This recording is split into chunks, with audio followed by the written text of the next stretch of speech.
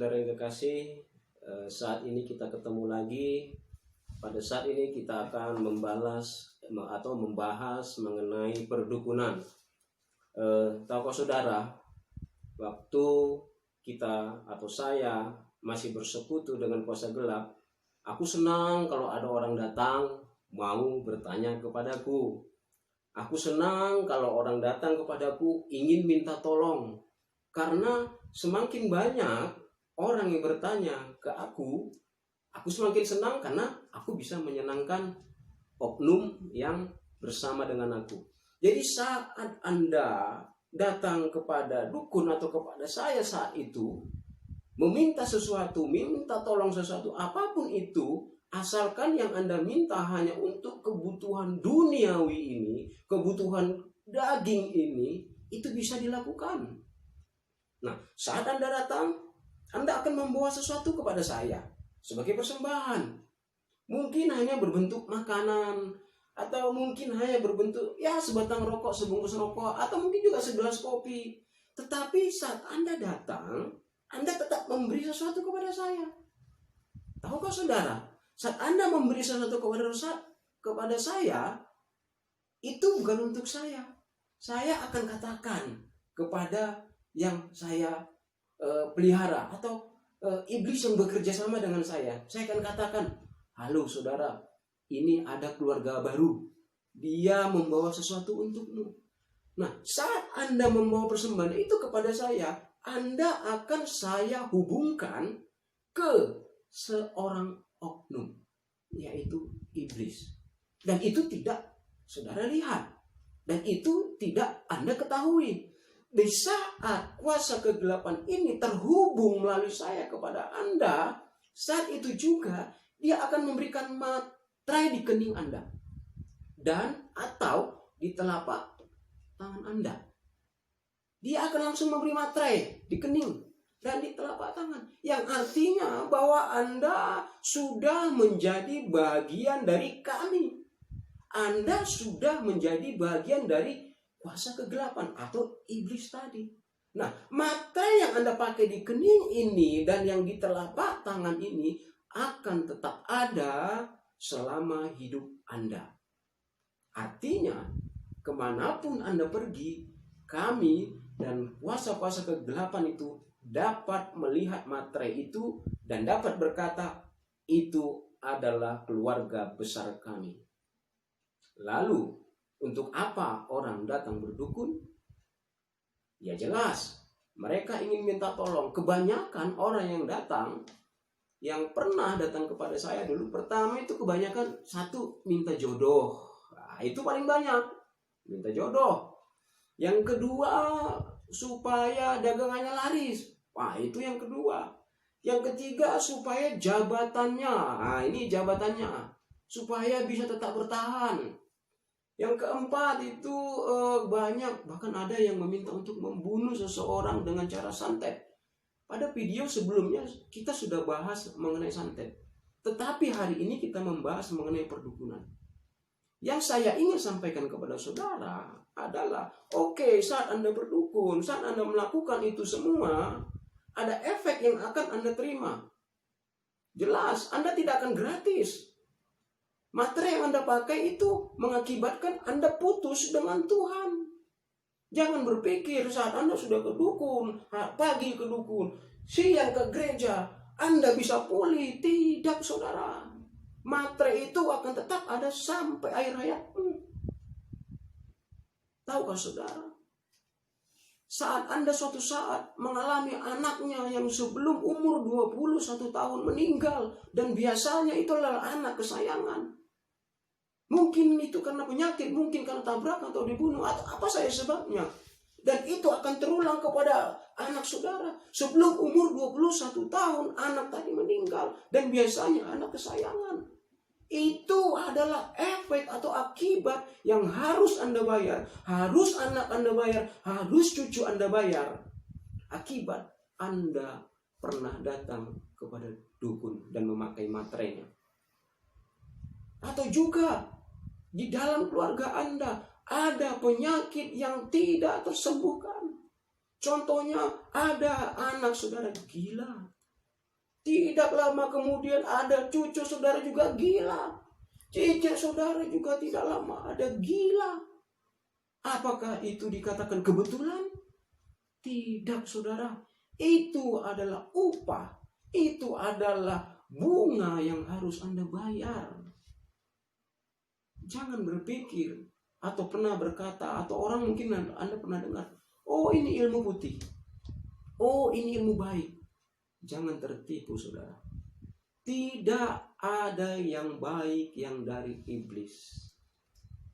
Hanya 3 perkara yang iblis lakukan: mencuri, membunuh, dan membinasakan. Tidak ada yang baik. Dia tolong Anda dalam hal kecil, dia akan minta Anda membayar dalam hal besar sampai kepada keturunan Anda. Ini adalah kutuk. Jangan pernah berkata, oh kami penyakit gula keturunan. Halo saudara, Tuhan tidak pernah membuat di tubuh kita penyakit turun-temurun. Atau mungkin, kami ini memang punya keturunan penyakit gula kering, punya keturunan penyakit jantung. Halo saudara, berhenti berkata itu. Tuhan tidak pernah memberi penyakit turun-temurun kepada Anda, anak Anda, dan cucu Anda. Itu adalah pekerjaan iblis. Yang mungkin Anda tidak melakukan perdukunan, tetapi keturunan Anda sebelumnya melakukan hal yang itu, maka itu terjadi kepada Anda. Banyak pertanyaan yang timbul, kenapa terjadi kepada kami? Setiap ada keturunan kami, umur anak kesayangan sebelum 21 tahun meninggal. Mungkin ada pertanyaan, kenapa di setiap keturunan kami ada keturunan penyakit gula? Jangan bertanya, tetapi sadarin dan putuskan segera hubungan itu dengan iblis. Ingat saudara, Tuhan tidak pernah memberi penyakit turun-temurun kepada Anda. Tuhan tidak pernah memberikan penyakit turun-temurun kepada manusia. Iblis yang melakukannya. Anda hanya melakukan hal kecil, bertanya mengenai jodoh. Anda hanya melakukan kecil, bertanya supaya usaha lancar. Anda hanya melakukan hal kecil, bertanya atau melakukan supaya anak Anda sembuh. Tetapi saat Anda bertanya, Anda punya materai. Saya dulu gitu. Setiap Anda datang, saya akan hubungkan. Dia akan berikan materai di kening atau di telapak tangan. Nah, pada saat itu juga hubungan dengan Tuhan putus total. Hari ini Anda ke tempat saya dulu, siang Anda ke gereja, itu tidak berguna sama sekali. Materai itu akan tetap ada seumur hidup, dan keturunan Anda akan menanggung akibatnya. Firman berkata di dalam Matius 16 ayat 26, apa gunanya seorang memperoleh dunia tetapi kehilangan nyawanya? Dan apakah yang dapat diberikannya sebagai ganti nyawanya? Iblis bisa memberikan segala apa yang menjadi kebutuhan dunia. Bisa. Anda ingin punya istri cantik? Oh bisa, pakai pelet. Bisa. Anda ingin membunuh orang supaya nggak ketangkap polisi? Oh bisa, santet. Ingin kaya, dagangannya laris? Bisa, pakai pelaris. Ingin kuat, tahan tikam? Oh bisa. Tetapi semua itu hanya untuk duniawi. Anda kehilangan nyawa yang sesungguhnya dan hubungan Anda dengan Tuhan putus. Itu yang akan saya beritahukan kepada Anda hari ini. Jangan coba-coba berdukun sekalipun. Satu kali pun. Jangan coba-coba. Kalau Anda sayang cucu, Anda sayang anak saudara, jangan coba-coba lakukan satu kali pun. Berhenti. Apabila Anda sayang kepada keturunan Anda. Tetapi apabila Anda sudah terlanjur pernah berdukun, bertobat, dan akui di hadapan Tuhan. Tahukah saudara, orang yang berdukun itu adalah orang yang penakut. Dan iblis paling suka kepada orang yang penakut. Orang yang penakut tidak akan layak di hadapan Tuhan. Orang yang tidak percaya kepada Tuhan tidak akan layak di hadapan Tuhan. Tahukah saudara, materai itu yang akan memisahkan Anda dari Tuhan. Terlalu besar harga yang harus Anda bayar hanya untuk hal-hal kecil. Waktu saya belum bertobat, sangat banyak saudara orang yang datang.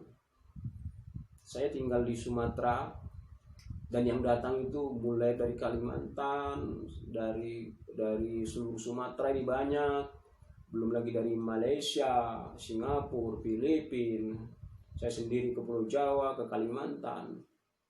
Tetapi rata-rata mereka minta hanya untuk duniawi, hanya untuk duniawi, dan mereka terikat sama kuasa kegelapan itu sampai mati mereka dan bahkan anak cucu mereka.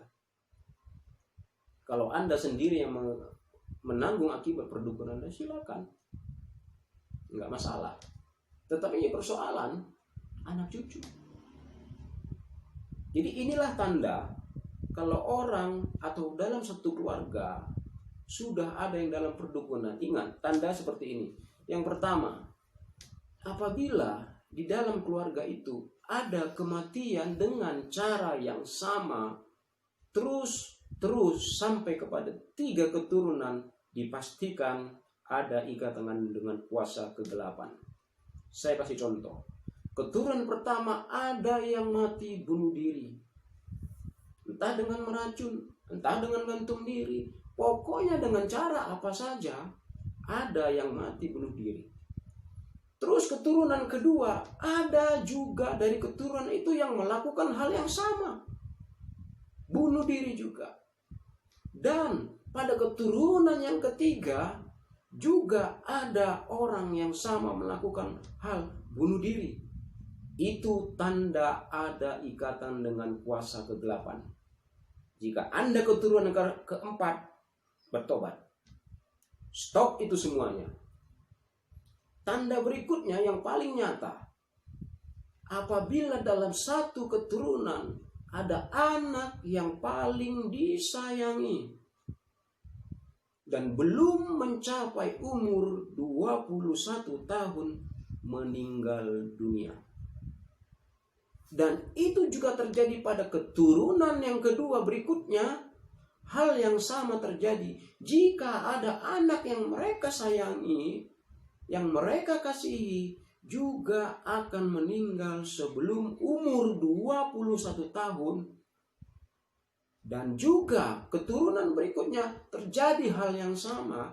Ada anak yang belum berumur 21 tahun dan anak itu adalah kesayangan, meninggal dunia. Pastikan itu juga adalah ikatan kegelapan. Jika Anda keturunan yang keempat, stop itu. Bertobat. Caranya bertobat gimana? Mungkin kan yang melakukan kakek-kakek kita, mungkin yang melakukan orang tua kita kan nggak lakukan. Sepertinya tidak adil ya. Masa kakek kita yang buat, kita yang mati, atau anak kita yang meninggal, atau anak kita yang sakit? Kan sepertinya tidak adil. Terus Anda mau mencari yang adil dari iblis? Iblis tidak memiliki keadilan, saudara. Dia hanya mau menang sendiri, hanya untuk dirinya sendiri. Bahkan dia telah memberikan materai itu kepada saudara. Saat Anda mati, Anda bersama dia. Anda terpisah dari Tuhan. Itu 100%. Anda tidak akan terhubung sebelum Anda bertobat, sebelum Anda mengakui itu semua. Caranya melakukan pertobatan. Terkadang orang sadar itu salah, dia malah pergi kepada dukun lain untuk menyucikan diri. Pernah dengar? Oh, saya mau menyucikan diri dengan bersemedi. Oh, saya mau menyucikan diri dengan mandi air suci. Pernah dengar, saudara? Justru itu akan terperosok kepada jurang yang lebih dalam. Pertobatan satu-satunya, seperti yang saya ketahui, perlu saudara ketahui. Sebelum saya menjadi hamba Tuhan saat ini, saya memiliki kemampuan dan sampai sekarang masih bisa, bahwa saya mampu melihat roh seseorang. Roh iblis masih saya bisa lihat. Mungkin Anda bertanya, saya sedikit kasih gambaran, roh setan itu gimana sih? Mungkin itu pertanyaan yang umum. Roh setan itu gimana? Apakah dia perempuan cantik? rambutnya panjang, atau laki-laki besar, perut besar, dan gigi panjang, atau yang bagaimana. Tidak, saudara yang kekasih. Saya jelaskan mengenai sedikit wujud daripada iblis. Iblis berwujud seperti titik-titik air, berwarna abu-abu rokok, sedikit lebih gelap dan sedikit bercahaya. Dia tidak memiliki bentuk seperti kita. Dia tidak memiliki tubuh, daging seperti kita. Dia hanya seperti titik-titik air yang menyebar, seperti udara. Dan inilah yang membuat seseorang tertipu. Terkadang orang bilang, oh aku melihat sana, itu nenek tua, rambut panjang, putih bersih, kayaknya orang sakti. Jadi iblis bisa merasuki orang untuk mewujudkan imajinasi kita. Daya hayal kita, dia mampu wujudkan. Contoh, saya berpikir, kalau iblis itu tinggi besar, rambutnya panjang, perutnya besar, giginya panjang. Nah, saat iblis merasuki kita melalui penghirupan udara kita, dia masuk ke pikiran kita, terwujudlah penglihatan kita seperti imajinasi kita. Itulah yang menyebabkan penampakan orang berbeda-beda satu daerah dengan daerah lainnya mengenai kuasa kegelapan. Saya mampu melihat itu. Hal kedua, orang yang benar-benar murni, yang tidak pernah bersekutu dengan kuasa kegelapan, saya akan melihat wujud mereka seperti agak silper-silperan, ya, memiliki roh seperti kesilper-silperan dan sedikit terang, bahkan lebih terang dari roh-roh iblis. Nah, ini yang membedakan roh si iblis dengan roh yang tidak pernah bersekutu dengan iblis. Itu mampu saya bedakan. Bahkan itu karunia itu masih ada sampai hari ini, karena saya dapat membedakan itu sejak umur 2 tahun, bahkan waktu belum mengerti bahwa itu iblis. Belum mengerti. Jadi sejak umur 2 tahun saya sudah memahami itu dan mengerti itu, bahkan sampai sekarang masih bisa dilakukan. Walaupun kita sudah menjadi hamba Tuhan, tetapi mata ini memang karena sudah begitu lama, sudah terbiasa melihat orang yang seperti itu sampai berjalan ke sana kemari, akhirnya itu tidak bisa hilang, sudah menjadi refleks bagi tubuh saya. Nah, jadi setiap orang yang pernah bersekutu dengan iblis akan kelihatan. Warna tadi merupakan materai. Sehingga suatu orang tadi meninggal, dia tidak akan pernah terhubung kepada Tuhan. Dia pasti binasa. Ya, dia pasti binasa. Pernah juga, mungkin Anda pernah mendengar, hamba Tuhan pernah diguna-gunai atau disantet. Mungkin ada pertanyaan, bisa nggak hamba Tuhan disantet? Nah, ada pertanyaan seperti itu. Saya jawab, bisa. Saudara, hamba Tuhan bisa disantet. Kalau pertama, dia pernah bersekutu dengan kuasa kegelapan. Contoh, sekalipun dia sudah menjadi hamba Tuhan, tetapi juga percaya dan bertanya kepada kuasa kegelapan, maka rohnya tidak akan terang. Rohnya akan sama dengan roh-roh iblis, dan itu bisa disantet atau diguna-gunai. Jangan heran kalau hamba Tuhan ada yang bisa diguna-gunai. Jangan heran, saudara. Jadi setiap yang sudah bersekutu dengan kuasa kegelapan akan memiliki tanda, dan itu mampu dilihat oleh iblis dan mampu dilihat oleh orang-orang tertentu. Jadi cara untuk melepaskan kutuk dalam keluarga kita itu pertama, dan cuma satu caranya, baptis. Saat Anda melakukan pembaptisan, itu langsung putus. Terserah mau baptis selam, baptis percik, karena saya mampu melihat itu. Jadi saat orang baptis, saya mampu melihat perbedaan. Saya mampu melihat orang ini sudah dibereskan. Karena apa? Materai tadi perlahan-lahan hilang. Biasanya itu sesudah Anda baptis, sekitar beberapa jam warna itu akan pudar. Warna itu akan pudar dan sedikit-sedikit menjadi terang. Tetapi ingat, ini sebagai catatan, saat Anda sudah bertobat, tetapi suatu saat Anda melakukan lagi hal yang sama, Anda tetap bisa kembali ke sana. Tetapi untuk bertobat Anda tidak usah baptis lagi, cukup melakukan pengakuan dosa. Ada orang bilang harus dibaptis ulang, perjamuan kudus berulang. Tidak. Baptis 1 kali saja, kuasa Yesus sanggup menyucikan Anda hanya dengan 1 kali baptis. Tidak perlu baptis berulang, tidak perlu. Pernah Anda dengar bahwa harus baptis berulang? Jangan, hanya 1 kali. Jadi itu yang membedakan, hanya dengan membaptis diri Anda. Kunjungi pendeta Anda, kunjungi hamba Tuhan, akui dosa Anda, baptislah. Maka kutuk yang menimpa Anda, menimpa anak-anak Anda, keturunan-keturunan Anda saat itu juga akan putus. Tidak akan ada lagi. Jadi sesudah Anda bertobat, jangan lakukan itu lagi. Sebab dalam Wahyu 3 ayat 6 ada berkata demikian. Jadi karena engkau suam-suam kuku dan tidak dingin dan tidak panas, aku akan memuntahkan engkau dari mulutku. Arti suam-suam kuku adalah Anda percaya kepada Tuhan, tetapi Anda juga masih bersekutu dengan kuasa kegelapan. Anda juga akan dibuang oleh Tuhan. Firman berkata demikian. Suam-suam kuku Tuhan akan muntahkan. Kalau percaya kepada Tuhan, percaya saja. Di dalam pelayanan kami beberapa minggu yang lalu, ada seorang kakak yang sudah terikat kuasa kegelapan lebih dari 14 tahun. Karena apa? Karena orang tuanya ada ikatan kepada kuasa kegelapan. Keturunan sebelum mereka juga ada ikatan kuasa kegelapan. Sehingga anak perempuan ini sakit. Dia gila.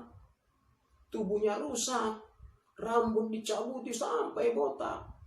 Dia suka marah, melempar orang dengan batu. Bawa ke dokter mana bisa sembuh. Malah mereka kadang bawa ke dukun, lebih parah. Sampai akhirnya mereka sudah tidak bisa berbuat apa-apa lagi. Sampailah kabar itu kepada tim kami. Akhirnya tim kami coba tinjau. Sangat-sangat memprihatinkan. Begitu rusaknya kondisi orang itu akibat perbuatan iblis. Padahal anak ini tidak salah. Anak ini orang baik. Tapi yang salah orang tua dan kakek-kakek mereka. Akhirnya kami ambil tindakan, kami berdoa di sana. Kami buat dia mengakui dosa supaya dia percaya kepada Yesus. Dan tahukah saudara, pada saat itu juga dia kembali pulih secara berlahan-berlahan hingga pada hari ini sudah ke gereja bersama dengan kami. Dan ikatan itu telah putus. Dan kami percaya keturunan berikutnya ikatan seperti ini tidak akan pernah ada lagi. Jika Anda sayang keturunan Anda, jika Anda sayang keluarga-keluarga Anda dan anak cucu Anda, bertobat. Jangan main-main. Iblis tidak akan meminta hal-hal yang kecil kepada Anda. Sekalipun Anda hanya meminta hal kecil, tetapi dia tidak akan pernah meminta hal kecil. Dia akan meminta hal besar kepada Anda. Kiranya ini menjadi berkat bagi saudara. Bertobat bagi yang sudah pernah melakukannya. Yang belum bertobat, segera bertobat. Hubungi hamba Tuhan, baptis, akui dosa, dan jangan lagi bersekutu dengan kuasa kegelapan dalam sekecil apapun. Apabila sudah bertobat, fokus kepada Tuhan, dan jangan coba-coba bersekutu kembali dengan kuasa kegelapan. Maka Anda akan menjadi suam-suam kuku dan Tuhan akan muntahkan saudara. Kiranya ini boleh menjadi berkat bagi Anda, bagi saya, bagi semua para pendengar. Dan berikut-berikutnya juga akan ada video-video berikutnya yang akan membahas banyak hal mengenai okultisme, mengenai perdukunan, mengenai apakah orang bisa kebal, apakah orang bisa menghilang, apakah pelet itu ada, meramal itu bisa. Semuanya itu nanti akan ada. Ikuti terus channel kami. Kira ini boleh menjadi berkat bagi kita semua. Shalom dari kami, tim Rumah Misi Petra. Amin.